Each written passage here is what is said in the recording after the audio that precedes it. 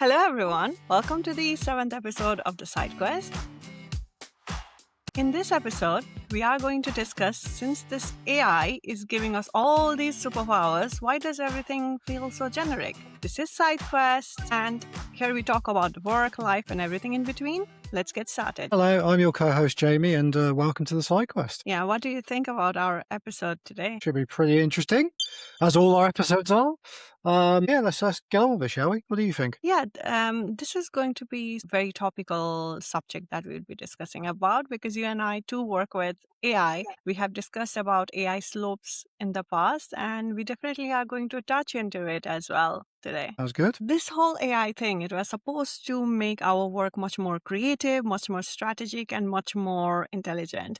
But something strange is happening if we look very closely.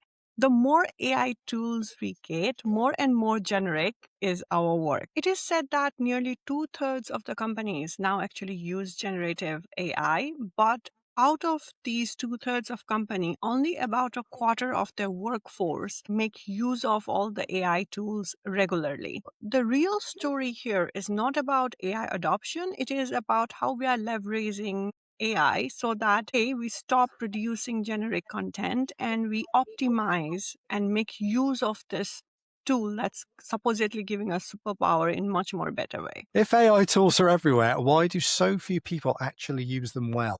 AI overall is very new to most of us. One thing that we forget is from using very small portion of AI as chatbot agents, it has gone on to doing a part of your job. So I feel that new tools coming every week or so doesn't mean that people are also adopting and learning about AI at the same pace as AI is moving. It is more about people needing time to develop the skills of working together with the AI. And that I think is also creating a kind of a productivity divide. There is a certain level of increased productivity and efficiency that you can actually see. And then, certain companies, they don't know how to integrate it into their workflows as of yet. How often do you use AI in your workflow? Because we both work in tech, and how much I use of AI is completely different to yours. Yeah, I just like to use it as kind of a first draft Mhm. and then start doing the rest myself in the middle, the thinking Yeah. stage, as it were. And then when I'm happy with it, I'll put it back through AI to give it a proofread again, and then just check it again. So I don't rely on it, but it's like having a coworker pre-read something for you. Yeah. And see the difference. I work in the similar tech industry, and way I use AI is we build complete agents and we are given trainings by our IT teams on how to actually build AI agents. And we work with different departments on what to build, what kind of agents do they need, what kind of insights do they want from that AI, and what kind of response quality do you want. And this is something that I think you would see very fairly because Microsoft Work Trend Index 2025 also pointed out that only up to 30% of the workers actually use AI tools weekly. And the difference between how even that 30% use the tools is staggering if you go deeper. I'm not entirely surprised because if you just look around your office, you will see it that people aren't adopting AI as quickly as some would hope. I mean, it's like spreadsheets back in the early 2000s, really, isn't it? Like everyone got Microsoft Excel, apart from Apple users, but not really everyone knew how to use it. And it took time. And now everyone is pretty much a Excel spreadsheet expert, give or take, or they're confident enough to go learn how to use Excel in more advanced features by following YouTube because they have the base knowledge already. The majority of workers will use AI quite lightly as well. Yeah. And there's a small group that will use it quite deeply. But the ones who use it lightly are the mass. And it is a mixture of, they haven't been shown. They have the bog standard approach to it, but they're not actually using it properly or setting it up to give them answers that they really want. So Yeah. generally the leverage remains relatively uneven. Agree. And just taking you back to your Microsoft point as well, I remember when I was in the university during my bachelor's, there used to be courses in the university where they taught you how to use Microsoft Excel sheets. And The more efficient you were, your hiring ability or hiring probability exponentially increased. And I think that is exactly what is going to be within AI as well. The frequent users and frequent good users, people who actually go beyond just asking questions and basic prompting, are going to get exponential gains when it comes to job market. This is where curiosity actually wins, because the more curious you are about learning those skills and adapting it, it is going to take you 5 steps forward than the people in the same job pool than you are. It's not just about giving the right prompt in the right place, but also learning how you can keep on improving on it so that it becomes a self-oiled, very self-sufficient machine that is helping you to drive productivity and efficiency in your work. Yeah, back to your point about experimentation.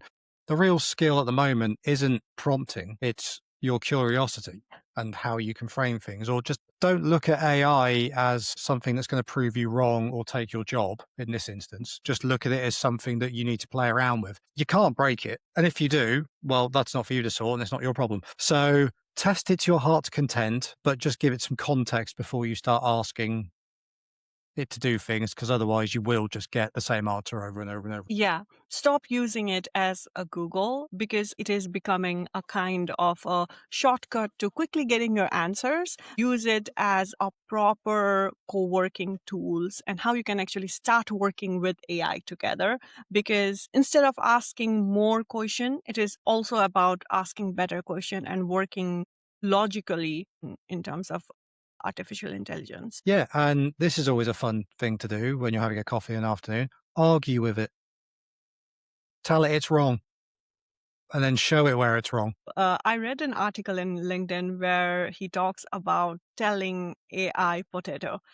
So he has put a prompt. So every time I mention the word potato or hot potato, one of the two, you will critique my work. Instead of saying that, no, this is not what I'm looking for and arguing with it, he just says a word and AI goes into that very hypercritical mode about, okay, this is where the gaps are. So yeah, do that. Be creative. Yeah, there's no point having AI tell you what you've written is correct, because you will tell yourself that. The whole point is for it to rip it apart. So when you do present it, you've got a fully formed document, report, research, whatever it may be. And yes, there will always be something you haven't seen or AI hasn't picked up properly. That's just life. Um, Yeah. essentially, AI can't help you with that. So mistakes will happen. Okay, in between these segments, a small shameless plugin of Laughing Larky, our very illustrated sassy gift brand. These are the sweatshirts that are soon going to come to our store. This one says off to commit shenanigans and has a cute Roman soldier. Go and check out our website. The link is somewhere on top and also in the description.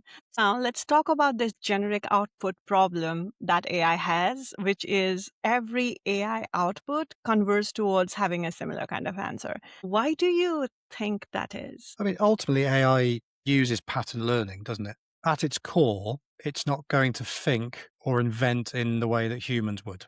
So it Mhm. is limited on that front. It's going to look at patterns of data that it has access to and then just predict based off that, or give you the information based off that, what is the most likely answer. Yeah. So it's not even necessarily going to be what you're looking for. So say you wanted it to write a description for a SaaS product, you're probably going to see words like streamline your workflow, unlock Yeah. powerful insights, scale your business effortlessly. I'm sure we've all seen those across a lot of websites and meetings and PowerPoint presentations. So, and that needs to stop.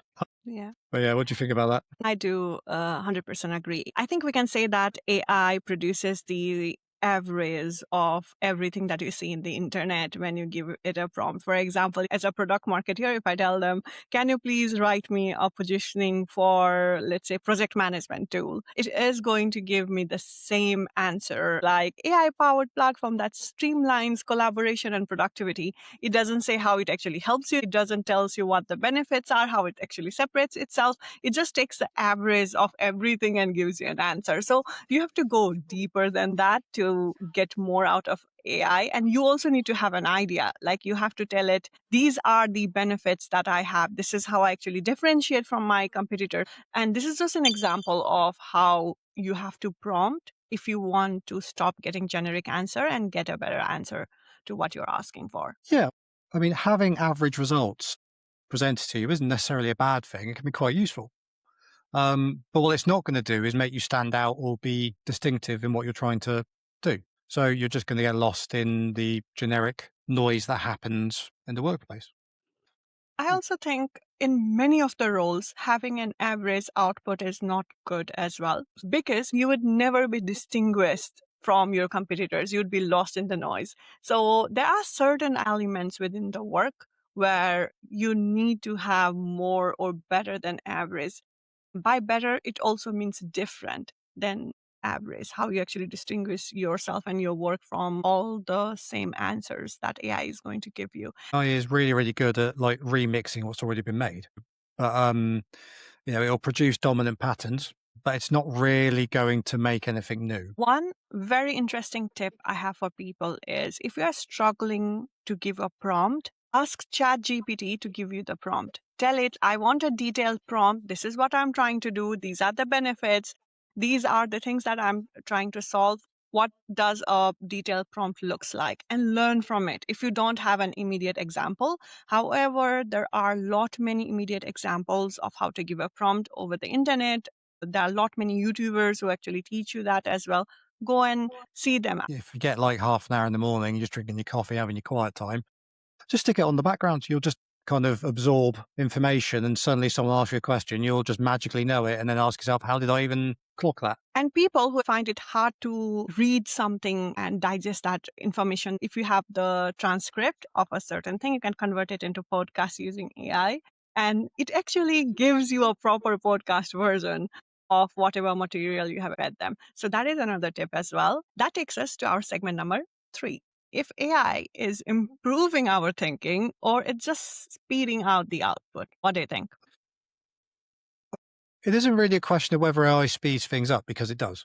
As I mentioned earlier, if I ask it to write a draft of something, I can give it an example of what's kind of the acceptable layout from the company that I work for or what is the trend at that point in time and say, in this structure, can you produce da da da da, throw in a bit more context and it will give me something. So from that point of view, it does because it saves me doing it. But the real question really is whether that speed is helping thinking or is it going to replace it? It's kind of the way I look at it. One thing that I would like to highlight here is when we were doing control experiments using AI helped improve the productivity by up to 40%. But this is control environment. However, there is a skill gap. So if you saw any kind of improvement in terms of your work performance, it's not the top performers, it's the people who had been performing low and now they can increase their productivity with the help of AI.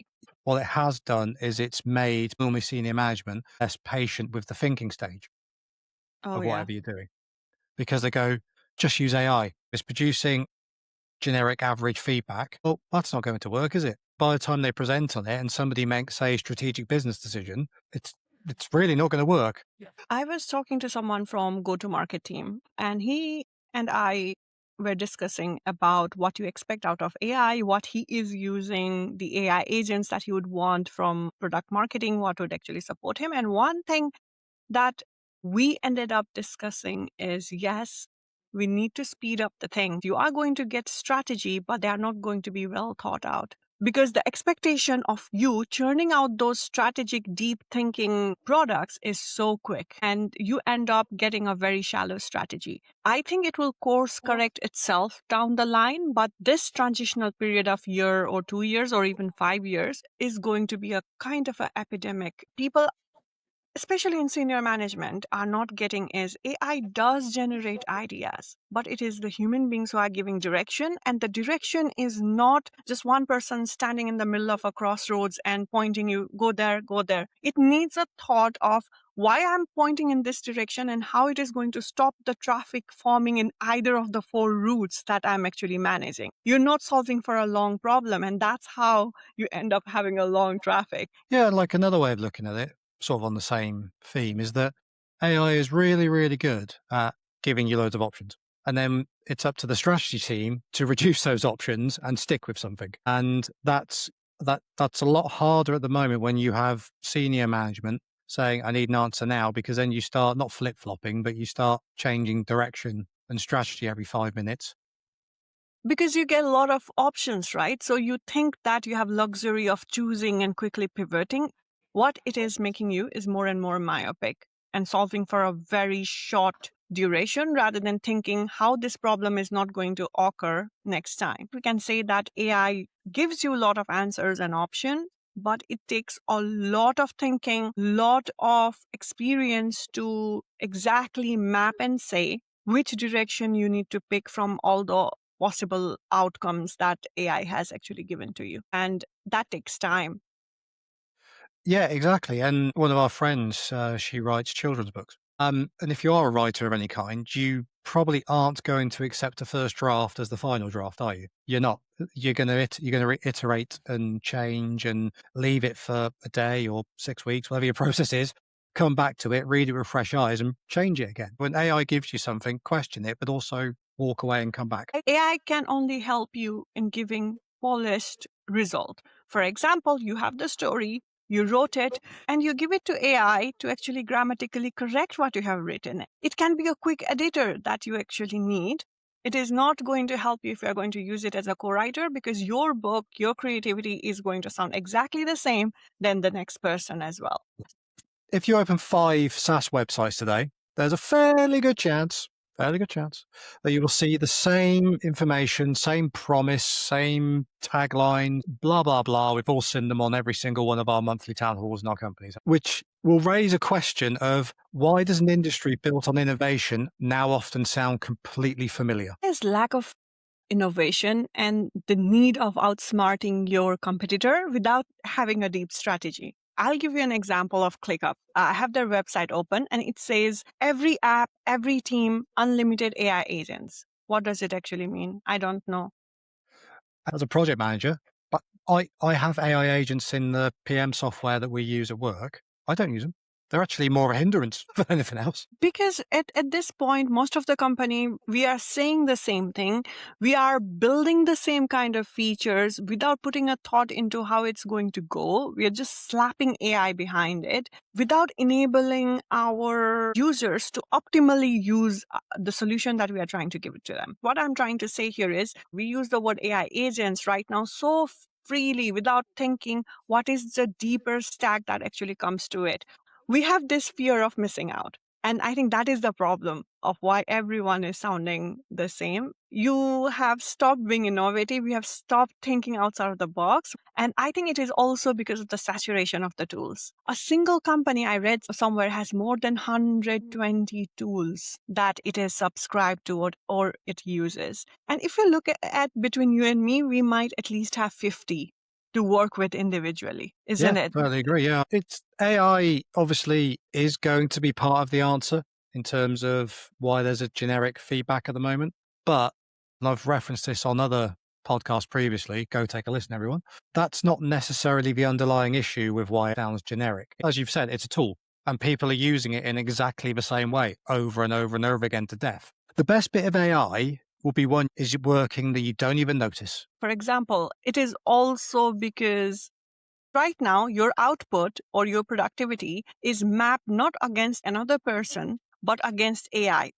With AI, you can already write 20 pages. So why you're taking 2 weeks? Why you need to think about it? AI is already giving you an answer. And that kind of expectation is creating an epidemic of general or similar answers. Wherever you look, it's the same thing. And how you differentiate is you can see a company that has invested time into building its strategy and gives time into creating something rather than someone who just woke up today morning and decided to change their whole positioning. I think it's worth saying is that if you're in a position where you're presenting information to senior management, remember you're the expert, not the AI, not your manager, because they're asking you. So have some confidence in yourself. But Jamie, there is also a problem of you being constantly measured and not taken as an expert, because now management also think that anyone can take your place as long as they have the right prompt to give to their AI. People have stopped taking specialists seriously. You can see that happening with coders. You can see that happening with designers. You can see every specialist who were revered 2 years back or 5 years back are now being replaced in bulk. And I'm aware of it. Coding, for example, it's all fair and well saying, oh, I give AI a prompt to write some code.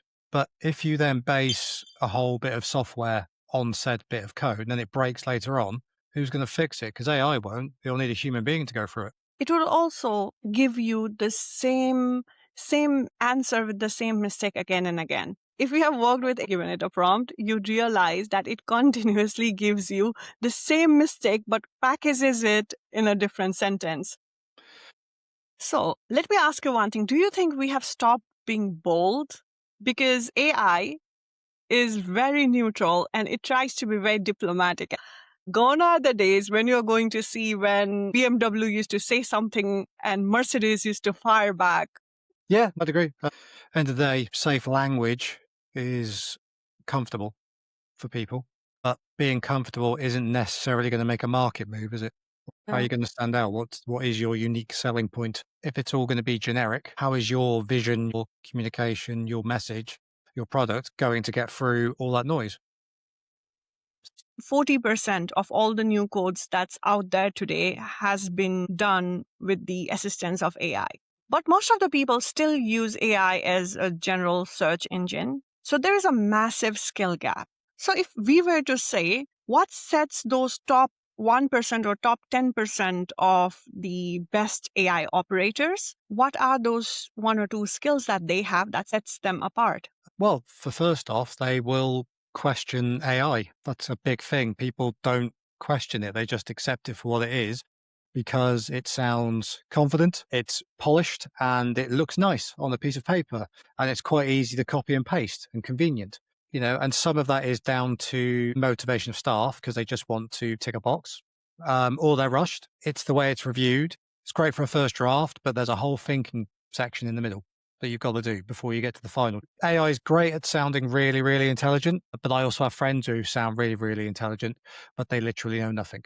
So it's a case of having the confidence in yourself to go, that doesn't look right. I'm going to ask it a different way. But you Or do have to be careful of pushing it into an answer that you want. yes. And most of the people who are really good at AI and understanding where AI is lying them is out of the research that they have done before they give a prompt or sheer experience that they have as well. Because people need to understand AI lies. It makes up data as well. So if you're asking for any data, check and recheck, ask for the links that it is actually giving you those data from and reevaluate the answers as well. Only thing that AI can help you at this point is to quickly get done what would have taken you 2 hours. AI can help you to make it look beautiful, sound beautiful, but it's all you who does the hard work and makes that AI work. And that's where you need to have the ability to recognize the quality as well.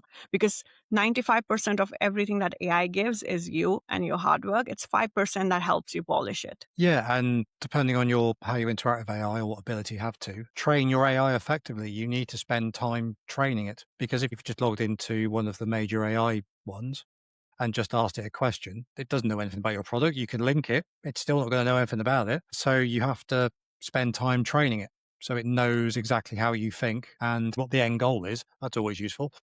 Yeah. And it can help you get there. You need to create your digital twin with AI. It needs to think like you. It needs to understand what words to use, how you actually write, how you don't write it, your tone of voice, so that it can replicate it down the line. Doesn't mean that it's going to copy you and become a different you and take your job. It's not, but it is going to give you a better output down the line. Everyone can have an access. How you use it is the difference. Yeah, totally agree. So, there are so many examples of how AI is being used. Like Klarna said that they have now a policy where AI works in a hybrid mode with people because our quality went down. We both were a user of Duolingo until the whole AI fiasco happened, and we were like, we are not paying for this anymore. Yeah, What happens when AI increasingly trains itself in AI generated contents, which are not reliable and not of great quality? I guess one good way of putting it is, when you do a photo, you've printed something off and then you've gone to the photocopier and photocopied it. And then you lose the original and then you do another photocopy and it just gets slightly fainter every time. Do Yeah. that thousands of times, you suddenly just have a very illegible copy, which is useful to no one outside of making paper aeroplanes. It's on a serious note, it's going to create a loop of death, as it were, where it's just continuously going to revert back to what it knows. It's not going to change a bit and make everything completely uniform. Yeah, so does it mean that we will stop losing the sense of how to filter the information and information would start sounding vague? How is it going to be? I think we're already there. Go through LinkedIn. Like, look at all those posts. You can picture the structure in your head. You can see it, and they have all the silly little emojis, right?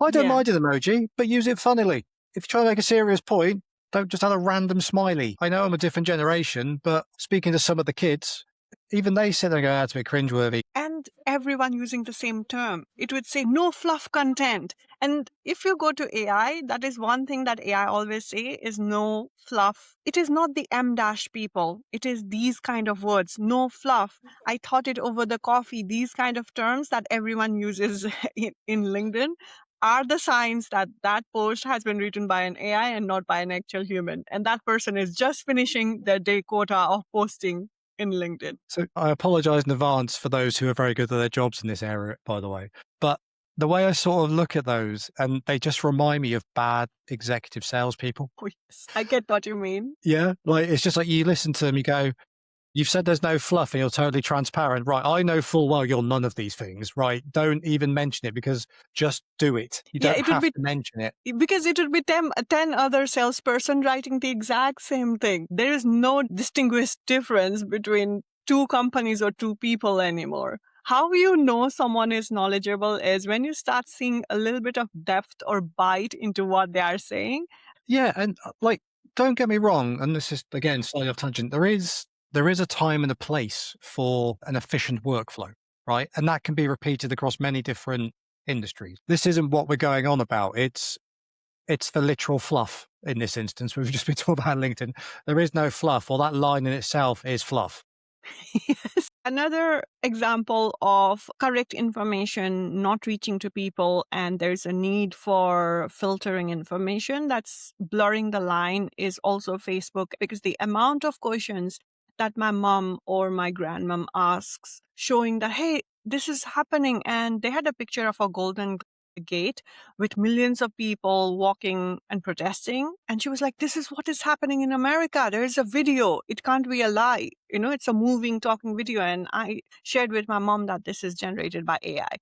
Even many times when I look at the video and you look at the video and one of us is confused because one of us would say that, no, that's AI. And the other one would say it's not. But one thing you'd see is if a video of cat doing a certain thing gets viral, every other person would be making the same video. The cat's color would be changed. That's all. Otherwise, the cat would be doing exactly the same. And it is same in SaaS industry. It is the same in B2B, B2C, wherever you actually look, even in entertainment at this point. See, you say that's AI, but we have both witnessed the one where a cat kicks a door in, comes in riding a tricycle and using some symbols at 4 o'clock in the morning. That happens. That is not AI. When you live with three cats and when they do gymnastic and the whole full-blown circus at 3 a.m., that actually does happen. Yeah, Yes, we I often agree. get serenaded at 3 a.m. Yeah. We can conclude this segment by saying if AI trends on AI content, the internet is at the risk of becoming an echo chamber. We have already seen that and discussed in our previous segments about how every other SaaS company is sounding the same now. And we also discussed about how every other viral video is the same. We have seen it in political scenarios as well, where algorithm just pushes you same kind of information that you watched twice. And that becomes your whole world because that's the only information that you would be getting. There are more AI generated content than what a human being would produce down the line. And that is going to be more and more blurry. And you would only get artificial content and the content that algorithm thinks that you like. People subscribing to their own ideas rather than exploring something new. So, as we all know, there is an abundance of content on the internet out there, but this in itself will create a new problem. Scarcity is not going to be a problem now because there will be many different options and opinions and experts, some true, some not. How you tell the difference? Who knows? Which could lead to some issues down the line, especially the way algorithms work, because it will just keep giving you the same sort of information. And you could be wrong because you're listening to 10 experts who actually know nothing. It can happen. And what that will eventually lead to, again, is going back to the loop of everything being generic, is there will be no attention towards you and you will not be getting the right signals out there to get that said attention. Essentially, we are moving from an information economy to an attention economy on steroids. So, Jamie, what do you think will stand out now then? Well, human beings and original thinking, really. If everyone can generate an article, a document, anything along those lines, a marketing plan, product description in seconds, then the advantage is going to shift to something else or what's going to be more valuable, how you can be heard. It's going to move towards along the lines of insights and experience and noticing patterns that aren't the average as AI would notice and produce them, which true insight is really going to come from experience, disagreement, observation, challenging what you've been presented with. And that just doesn't apply to using AI. That's when you're with your teams. AI is brilliant at explaining what already exists, but insights is about noticing what could have been overlooked or ignored because it doesn't fit one of 4 safe options that AI would produce. So, do you think from all of this that you have mentioned, AI cannot have an original thought? What is that one thing that you think AI is not going to replicate or will not produce, and there will be scarcity of? Baking a cake.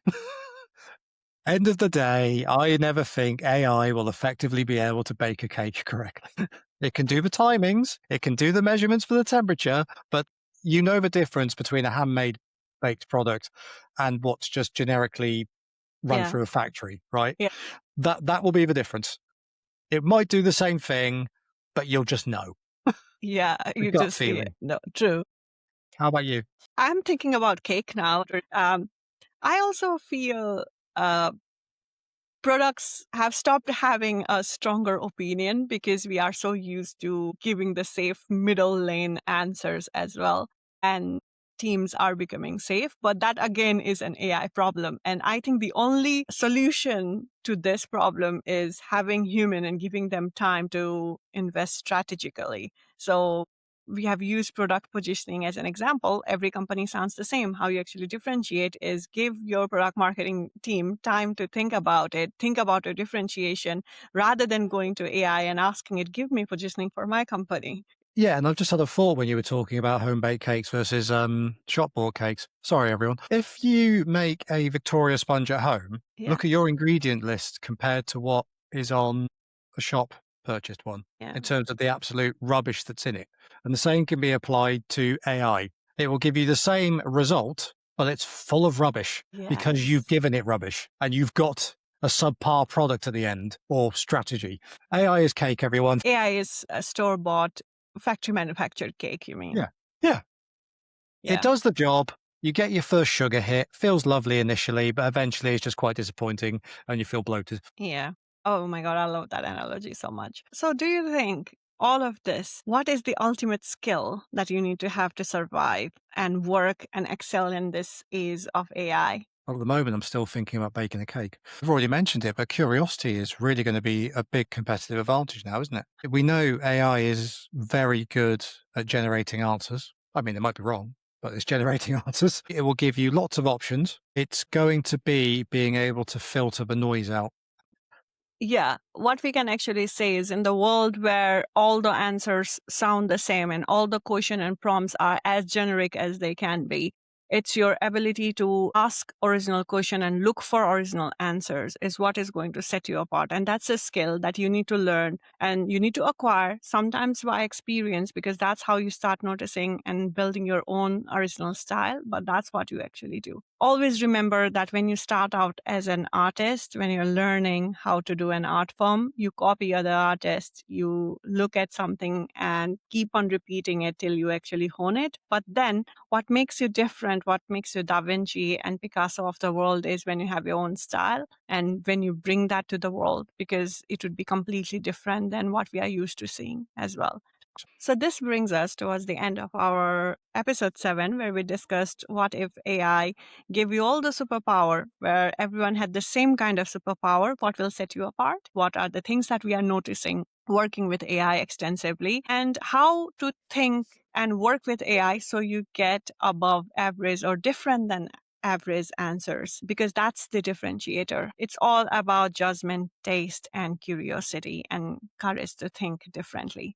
Hope this episode has been insightful for you, and continue watching us. Before we bid you goodbye, don't forget to follow us and check out our product in Laughing Lucky. Give us a follow in TikTok and Instagram, and we will see you next week. We promise that. Yeah, and do you feel that AI is making work more original, more generic? Please tell us in the comments. We are always up for a discussion, so please reach out. Don't forget to like, share, and subscribe.